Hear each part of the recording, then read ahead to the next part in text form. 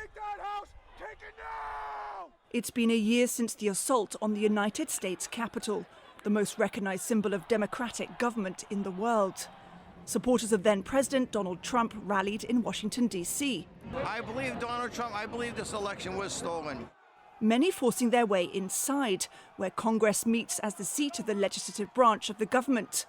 They overran Capitol Police, who were undertrained and under-resourced. 5 people died in the events surrounding January 6, 2021,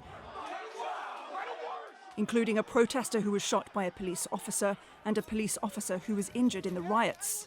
This is not a land of kings or dictators or autocrats. We're a nation of laws, of order, not chaos, of peace, not violence. Here in America, the people rule through the ballot, and their will prevails.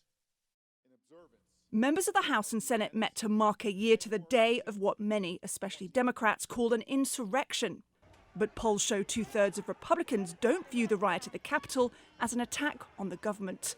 They may disapprove of the actions, but instead see it as an act of patriotism. January 6th, that insurrection, in my view, is kind of a middle event in the story of democratic rollback and the ongoing crisis of American democracy. What we didn't see was a realization across the political spectrum, this is a terrible thing, and we must make sure it doesn't happen again. There are consequences for the people who physically broke in, but not the people planning it. We haven't really solved anything here. Bless America. Supporters of former President Trump held small vigils across the US to honor those who've been charged with January 6th offenses. This gathering is outside a jail in Washington, D.C. January the 6th last year was the greatest day of my life. So that's not the answer that most people expect me to say.